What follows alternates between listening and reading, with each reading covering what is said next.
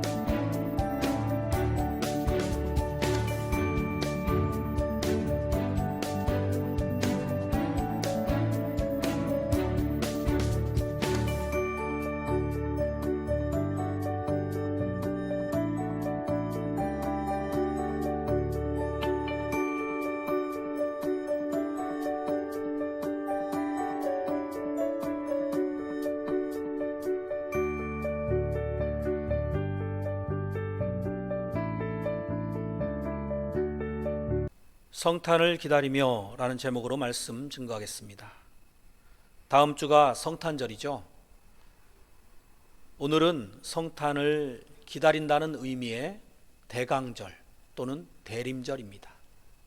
이 절기는 성경 속에 나오는 절기는 아니지만 기독교 역사 가운데 의미 있는 절기로서 지켜져 오고 있습니다. 대략 6세기 중엽에 정착이 되었습니다. 참고로 예수님의 탄생일은 정확하게 알려지지는 않았습니다.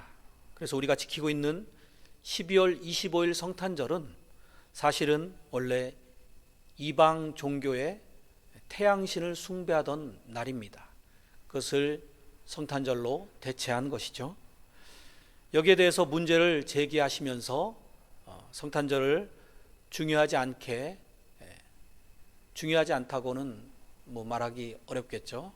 하지만 그 날에 대해서는 별로 강조하지 않는 그런 분들도 계십니다. 하지만 저는 사실 이런 날짜나 절기가 당연히 우상시 되어서는 안 되겠지만 우리가 이 날만이라도 예수 그리스도의 탄생의 의미에 대해서 다시 한번 깊이 새기는 날로서 기념해야 되지 않는가라는 입장입니다.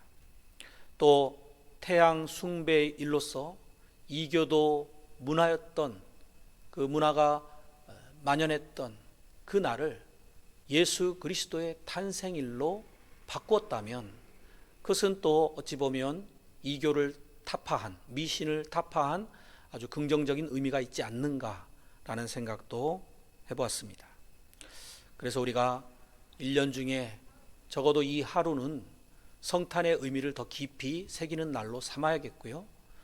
또 적극적으로는 매 주일이 성탄절인 것처럼 우리가 늘 예수님께서 우리를 위해서 이 땅에 오셨다는 그 의미를 되새기는 날로서 지켜야 할 줄로 믿습니다. 10월 31일은 종교개혁 기념일이죠. 그런데 요즘 보니까 할로윈 데이라고 하는 것도 10월 31일입니다. 그래서 점차 할로윈 데이가 이 종교개혁 주일의 의미를 퇴색시키고 있지 않는가, 희미하게 만들고 있지 않는가 하는 우려가 듭니다. 이것은 정반대죠. 태양신 숭배일을 크리스마스로 바꾸었던 것을 이제 종교개혁 기념일을 할로윈 데이가 대체하고 있다라는 이러한 안타까운 사실입니다. 그래서 우리가 이러한 시대, 복음에 귀 기울이지 않는 시대 속에서도 성탄절마저 희미해져 간다면은 그것은 하나님께서 기뻐하실 일이 아니다라는 생각을 하게 되었습니다. 제가 어렸을 때 친구들과 함께 새벽송 아시죠? 새벽송을 돌면서 가가호호 방문해서 기쁘다 구주 오셨네, 하늘에는 영광, 땅에는 평화, 메리 크리스마스 이렇게 보냈던 것이 두고두고 저의 신앙생활에 자양분이 되었다는 것을 느끼게 됩니다. 그래서 이렇게 성탄절은 우리 모두가 기념하며 중요한 날로서 지킬 필요가 있다고 믿습니다.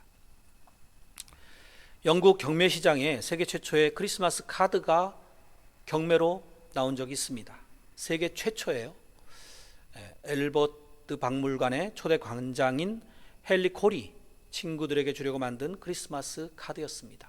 1000장을 만들었는데 지금 남아있는 것은 한 10여 장 된다고 합니다. 이 카드에 적힌 문구와 그림을 보면 최초의 영국인들이 기념했던 1800년대의 크리스마스 풍경을 볼 수가 있습니다. 카드에 적힌 문구로는 행복한 성탄과 새해를 기원합니다 라는 문구가 쓰여져 있고요. 그림이 그려져 있는데 중앙에 일반 서민 가정에서 성경 말씀이 있는 탁자에 둘러앉아 온 가족이 행복하게 식사하는 모습, 그리고 주변에는 엄마와 아들에게 담요를 건네주는 모습, 또 가난한 사람들에게 풍성한 식사를 대접하는 모습 등 이렇게 이웃들에게 선행을 베푸는 아름다운 모습들이 그려져 있어서 진정한 성탄절의 의미가 무엇이었는가라는 것을 생각해 보게 만드는 그러한 카드였습니다. 그런데 사실 우리에게 가장 아름다운 카드, 최고의 성탄 카드는 바로 하나님 아버지께서 예수 그리스도를 통해 보내주신 복음이죠. 기쁜 소식, 우리의 죄를 용서해 주시고 우리를 구원하시기 위해서 메시아를 보내셨다라고 하는 그 소식입니다. 그런데 성탄절과 대림절을 이렇게 대조해 보면 특별히 이 대림절은 아직 예수님이 탄생하기 전에 그 기간들, 오랜 어둠 속에 지내야 했던, 언제 다시 이 땅에 빛이 비칠까 하는 그 인고의 세월들을 우리에게 교훈하고 있습니다. 그 가운데는 고통과 불편과 힘겨운 나날들이 들어있죠. 그 가운데서도 예수님이 오실 것이다 라고 하는 그 기대와 소망을 품고 지내는 믿음의 시간이라는 의미가 있는 것입니다. 이러한 의미를 잘 새기시면서 오늘 이 대림절을 잘 보내시는 저와 여러분 되시기를 바랍니다. 그럼 오늘 본문 속으로 들어가 보겠습니다. 오늘 본문은 이렇게 시작하고 있습니다. 16절, 너는 증거의 말씀을 싸매며 율법을 내 제자들 가운데에서 봉함하라. 봉함하라는 것은 닫으라는 것이죠. 아무리 말해도 듣지 않는 아하스 왕과 백성들에게 이제 더 이상은 하나님의 말씀을 전하지 않겠다라고 마치 계시록의 임봉한 두루마리처럼 비밀스럽게 감추어 두겠다라는 의미입니다. 심각한 일이죠. 아하스 왕에게 아수르라고 하는 강대국을 의지하지 말고 오직 하나님만 의지하라고 촉구하고 징조를 전하고 예언을 했지만 도무지 듣지를 않았습니다. 사실 이렇게 이스라엘 역사 가운데 또 아하스 왕이 나와 무슨 상관이 있는가? 오늘날 우리는 대수롭지 않게 생각할 수 있습니다만 이스라엘 백성들과 그 역사는 하나님께서 우리에게 본보기로 주신 샘플입니다. 아하스 왕의 생각과 행동들도 보면은 우리 누구에게나 존재하고 있고 또 우리가 의지하는 그러한 모습들, 본성을 잘 보여주는 인물입니다. 하나님의 말씀보다는 우리 자신을 의지하고 우리의 지혜를 의지하고 또 눈에 보이는 권력자나 사람이나 물질을 의존하는 우리의 자화상인 것입니다.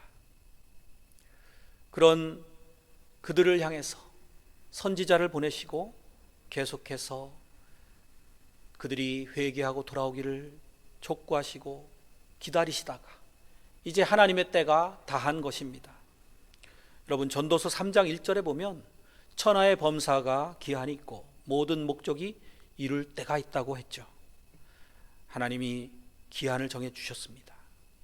그러므로 때가 무한정이라고 우리가 착각하고 살아가서는 안 됩니다. 우리에게 주어져 있는 이 시간들 속에서 늘 하나님의 뜻에 민감하시고 성령의 충만함 가운데서 깨어있는 신앙생활 하시기를 바랍니다. 아직도 나에게 하나님께서 친절하게 말씀하실 때, 그때가 은혜의 때입니다. 우리가 하나님의 말씀을 자유롭게 읽을 수 있고 또 묵상하고 행할 수 있다면 그것이 복이에요. 시편 1편 말씀에도 주야로 하나님의 말씀을 묵상하는 자가 복이 있다고 했지 않습니까? 절대로 나중으로 미루지 마시기 바랍니다. 갑자기 내일 어떻게 될지 모르는 인생 아닙니까? 우리나라만 해도 하루아침에 북한 동포들이 신앙생활을 제대로 할 수 없게 되었죠. 성경책도 마음껏 읽지도 또 구하지도 못하는 날이 이르지 않았습니까? 그래서 지하교회에서 신앙생활 하시는 분들은 기독교 방송을 라디오로 몰래 들으면서 거기 흘러나오는 성경 구절들을 필사해 가면서 그렇게 신앙생활을 하고 있대요. 이렇게 하나님의 말씀이 봉해지고 또 가리워지면 우리는 영적인 존재들이기 때문에 영적인 갈급함이 해갈되지 않고는 불안한 영혼들인 것이 우리 인간 존재인 것입니다. 이사야 선지자의 이 설교 중단 사태는 많은 사람들에게 불안함과 답답함을 제공했을 것입니다. 그런데 회개하고 하나님을 찾지는 않고 엉뚱하게도 무당을 찾아가고 마술사 또 미신을 추구하는 그러한 모습들이 묘사되어 있습니다. 19절입니다. 어떤 사람이 너에게 말하기를 주절거리며 속살거리는 신접한 자와 마술사에게 물으라 하거든 백성이 자기 하나님께 구할 것이 아니냐 산자를 위하여 죽은 자에게 구하겠느냐 하라. 이러한 모습들에 대해서 이사야 선지자는 단호하게 대처하라고 촉구하고 경고하고 있습니다. 현대인들도 마찬가지 일들을 벌이고 있다는 것이 놀랍습니다. 무슨 장군님, 예를 들면 메가더 장군님, 이수신 장군님, 이렇게 유명한 영웅들의 그 귀신들과 신접하게 되면 기륭 화복을 맞출 수가 있고 천기누설이라고 하잖아요. 또 점을 쳐서 운명을 바꿀 수 있다, 부적을 써서, 이런 식으로 사탄의 유혹들이 버젓이 오늘날에도 행해지고 있습니다. 그러므로 이것은 오랜 인류 역사 속에 이어지고 있는 우상 숭배의 작태인 것입니다. 저는 하나님을 믿는 것처럼 사단도 분명히 존재한다고 확신하는 사람입니다. 그러한 사단, 귀신, 타락한 영들이 강력하게 역사하는 것들이 바로 이러한 무당이나 주술사들의 모습인 것이죠. 왜 우리가 살아계신 하나님을 믿어야지 그러한 어둠의 세력들, 죽은 자들을 통해서 우리 삶을 굴복시켜 나가야 하겠습니까?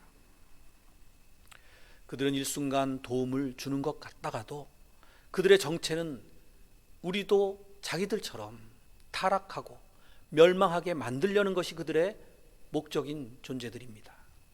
우리는 하나님의 백성들답게 하나님께 구해야지 미신이나 우상, 세속적인 유혹에 넘어가지 말아야 합니다.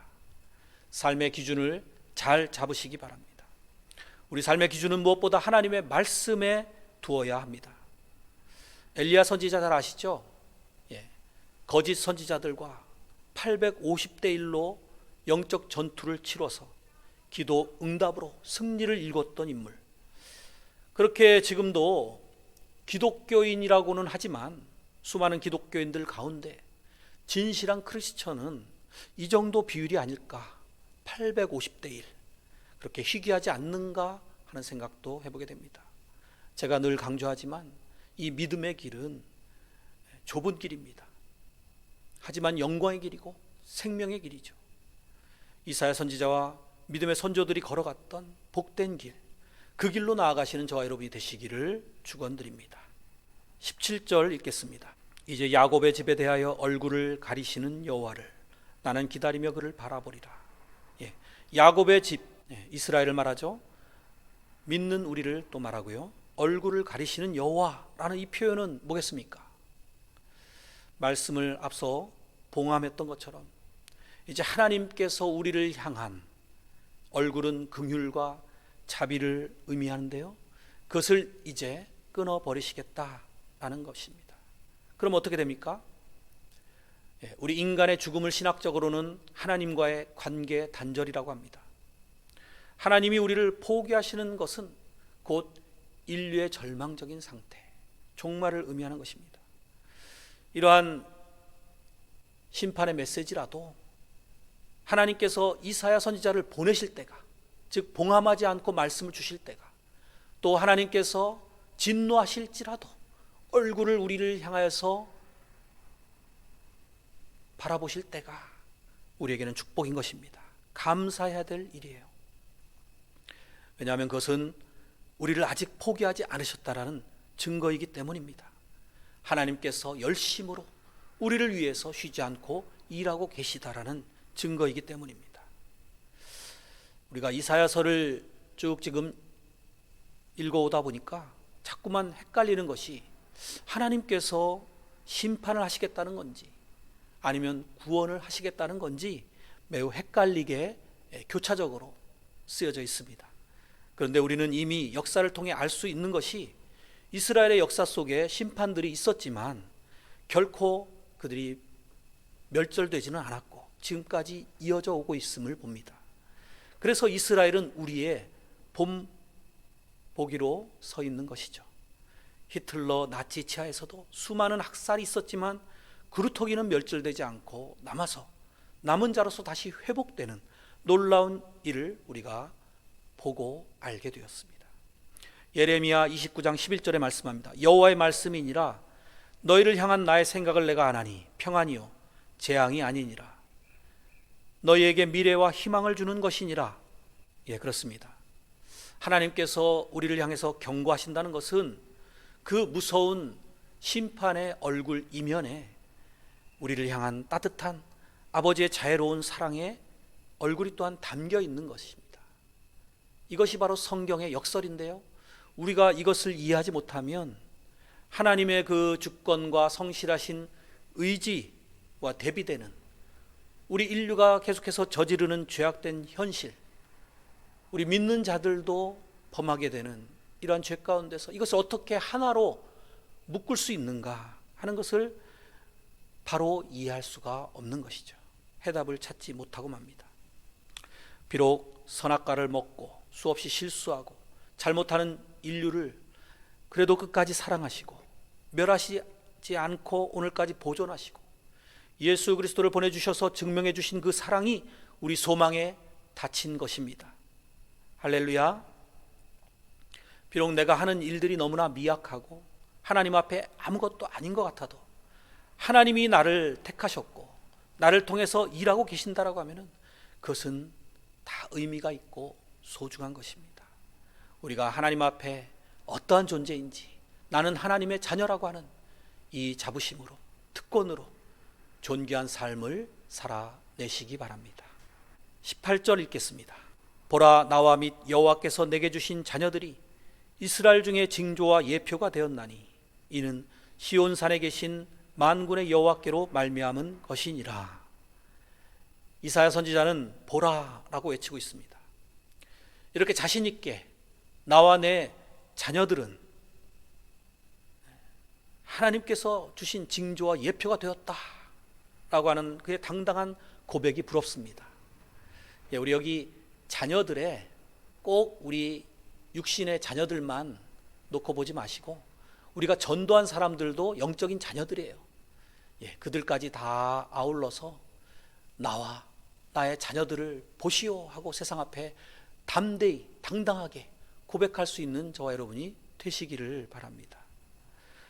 이사야 선지자가 보라 말씀할 때 무엇을 보라는 것입니까? 나와 여호와께서 내게 주신 자녀들이 이제 징조와 예표가 된 것을 보라고 말씀하고 있습니다. 이 자녀들, 그들의 이름은 시온산에 계신 만군의 여호와, 즉 신적 권위로부터 나온 것이지 내가 지어준 이름이 아니다 라고 말씀하고 있어요. 이렇게 선지자는 하나님의 말씀을 대언하는 자들이죠. 먼저 이사야 선지자의 이름을 보면 그는 여호와는 구원이시다 라는 의미라고 전에 말씀드렸죠.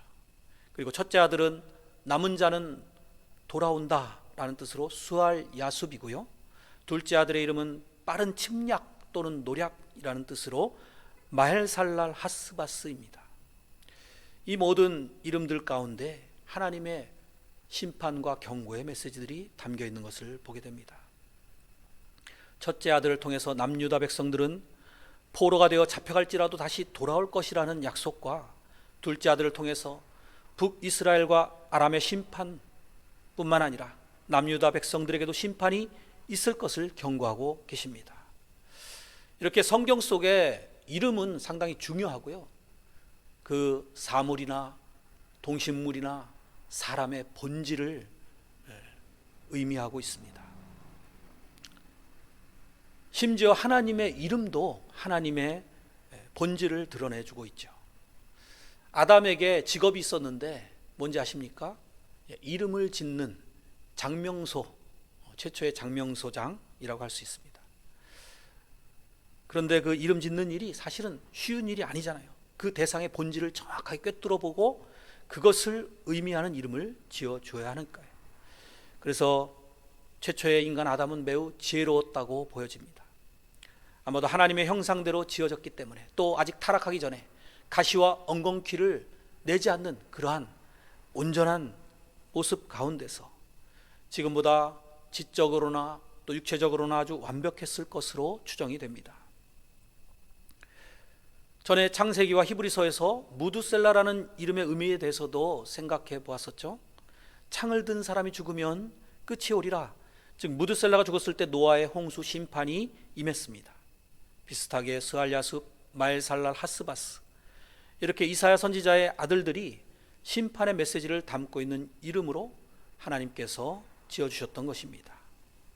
그 아이들의 이름을 부르면서 이사야 선지자는 더 확실하게 하나님의 말씀을 상기하면서 붙잡고 살았을 것입니다.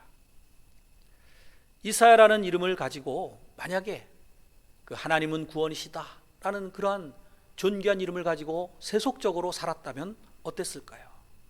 한번 생각해 보십시오. 그래서 우리가 우리에게 주어진 이름대로 사는 것이 또한 우리의 삶의 목적인 것입니다. 방향이 되어야 해요.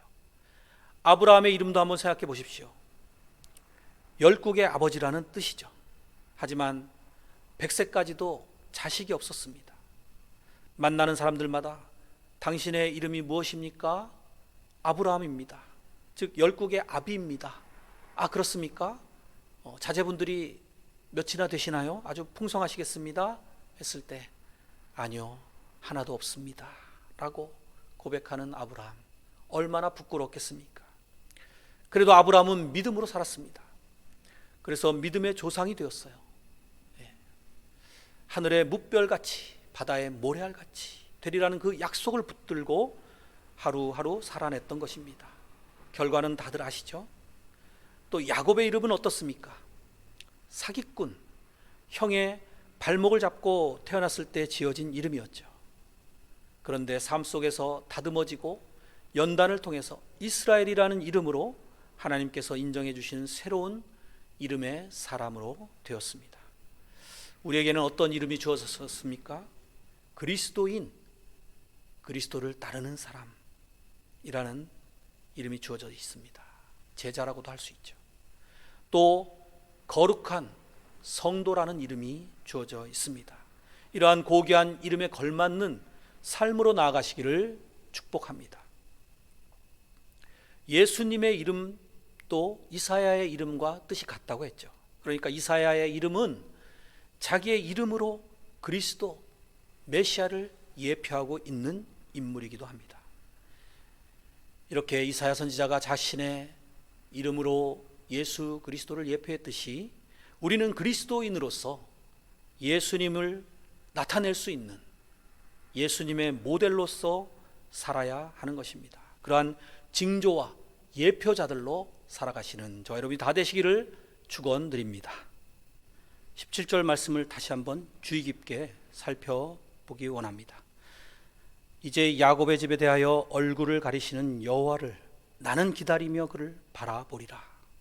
나와 내 집은 여호와만을 섬기겠다고 했던 여호수아의 고백이 비슷하죠. 여호수아 24장 15절에 만일 여호와를 섬기는 것이 너희에게 좋지 않게 보이거든 너희 조상들이 강 저쪽에서 섬기던 신들이든지 또는 너희가 거주하는 땅에 있는 아모리 족속의 신들이든지 너희가 섬길 자를 오늘 택하라. 오직 나와 내 집은 여호와를 섬기겠노라. 네, 이렇게 대강절은 2000여 년 전에 오신 예수님의 탄생을 기다리는 것만으로 그쳐서는 안 됩니다. 우리 역시 지금 이 시대 상황 가운데서 우리가 붙들어야 될 것, 바로 재림하실 예수 그리스도를 기다리는 날로서도 의미가 있는 것입니다. 그래서 영원한 안식과 구원과 재창조와 위로와 회복과 역전 가운데서 살 그 희망을 바라보아야 하는 시기입니다. 예수님이 오시기를 누구보다도 간절히 기다렸던 한 인물을 예로 들고 말씀을 마무리하겠습니다. 누가복음 2장으로 한번 가보겠습니다. 36절. 또 아셀 지파 바누엘의 딸 안나라 하는 선지자가 있어 나이가 매우 많았더라. 그가 결혼한 후 7해 동안 남편과 함께 살다가, 여기에서 안나 선지자가 등장을 하는데요, 우리가 알 수 있는 것은 그가 혈통으로는 아셀 지파 사람입니다. 아셀은 야곱의 아내였던 레아가 몸종 실바를 통해서 낳은 아들이죠. 기쁨이라는 이름의 뜻이 있습니다. 그리고 안나의 아버지는 바누엘이라고 하는데요, 히브리어로는 브니엘과 같은 단어입니다. 하나님의 얼굴이라는 뜻이죠. 그리고 안나라는 이름은 히브리어로 한나입니다. 뜻은 은총이죠. 자, 이름부터 범상치 않죠. 아이를 못 낳고 성전에서 간절히 기도하다가 사무엘 선지자를 얻었던 한나처럼 이 안나라는 여선지자도 성전 중심으로 생활을 했던 믿음이 좋았던 인물 같습니다. 나이가 매우 많았다고 나옵니다. 요즘도 84세면 장수한 편이죠. 이 안나는 신약 성경에서는 유일하게 언급이 되고 있는 여선지자입니다. 그런데 그의 일생이 아주 짧게 요약이 되어 있지만 많은 것을 담고 있습니다. 37절, 과부가 되고 84세가 되었더라. 결혼한 지 7해 만에 과부가 되었다는 거예요.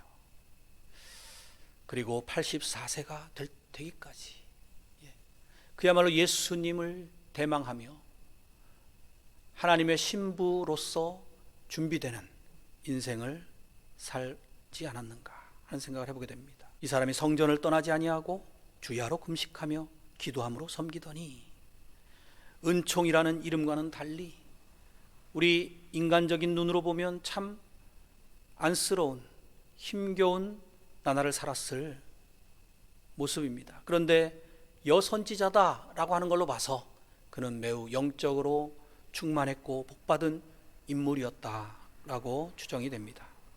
저도 제 주변에 안나 같은 분들이 계십니다. 저희 고모님 여장부예요. 죽고 싶을 정도로 힘든 험난한 세월 가운데서 예수님을 영접하시고 변화가 되셔가지고 주변 사람들이 미쳤다고 할 정도로 열심히 믿음 생활하셨고 목사님이 되셨고 주변에 선한 영향력을 많이 끼치셨습니다. 저에게도 많은 영향을 끼치셨죠. 또 장모님도 여목사님이시고요. 그래서 오늘 안나라고 하는 여선지자라고 하는 분이 또 남다르게 다가옵니다. 37절 보면 이 사람이 성전을 떠나지 아니하고 주야로 금식하고 기도함으로 섬겼다고 하지 않습니까? 얼마나 열심 있는 믿음이었는가, 이 짧은 구절 속에 다 드러납니다. 우리도 역시 하나님의 사람들로서 늘 바쁜 생활 속에서도 교회 중심의 삶을 살아야 됩니다. 늘 하나님을 중심에 두고 사는 그러한 의미가 있어요. 내가 중심이 아니라 하나님이 중심이 되는 삶, 바로 이 안나 선지자의 모습이라고 할 수 있습니다. 그 결과는 어떻습니까? 38절, 마침 이때에 나와서 하나님께 감사하고 예루살렘의 속량을 바라는 모든 사람에게 그에 대하여 말하니라. 성전에 오가는 많은 사람들이 있었지만 이 안나 선지자는, 이 마침이라고 하는 표현은 이게 우연이 아니라는 것이죠. 이것은 하나님의 놀라운 섭리 가운데서 이루어진 일입니다. 그가 간절히 메시아를 만나기를 학수고대했기 때문에 그에게 응답을 주셨던 것이죠. 그녀의 모습과 우리 자신들을 한번 비교해 보시기 바랍니다. 주야로 금식하며 기도하는 경건한 모습, 성경을 읽고 기도하고 하나님을 생각하는 그러한 삶을 우리도 살아가야겠습니다. 예수님을 만나기 전에 안나의 모습도 훌륭했고 또 만난 이후의 모습 역시 너무나도 본받을 만합니다. 하나님께 감사했고 또 이 소식을 전했다고 합니다. 오늘날로 하면은 전도한 것이죠. 그런데 아무에게나 복음을 전했다고 하지 않고 예루살렘의 속량을 바라는 모든 사람들에게 전했다라고 합니다. 구원을 갈망하는 영혼들, 하나님께서 예비하신 영혼들을 찾아서 복음을 전하는 것입니다. 우리도 이렇게 안나처럼 이 대림절에 예수 그리스도의 우리를 찾아오심, 또 장차 오실 마라나타 주 예수의 오시옵소서 하는 마음으로 이 시간을 보내야겠습니다. 인간적으로 보면 참 힘든 인생들이죠. 이사야 선지자나 안나 선지자나. 하지만 그들이 하나님을 통해서 얻었던 기쁨, 그리고 확신 있는 그들의 발자취는 그야말로 하나님의 은총인 것입니다. 오늘 우리도 이사야 선지자처럼 또 안나 여선지자처럼 예수 그리스도를 기다리고 또 성령님 가운데 임재하심을 경험하고 은혜를 깊이 체험하시는 저와 여러분이 다 되시기를 예수님의 이름으로 축원드립니다.